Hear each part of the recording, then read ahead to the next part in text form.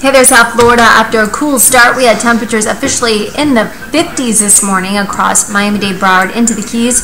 We had them in the 60s, and that's something Key West hasn't seen since May 8th, temperatures below 70 degrees. Now we're seeing afternoon highs expected to reach the mid-70s, cool and breezy. Lots of sunshine expected, and that's why we're going to warm up. Tropical Depression 16, you heard me mention this morning, it developed over the Southwest Caribbean. Latest advisory winds at 35 miles per hour. The new advisory will come at 4 p.m. later today. It could become a Category 1 hurricane before making landfall near Nicaragua or Costa Rica, so something we'll continue to watch for family and friends that may live there.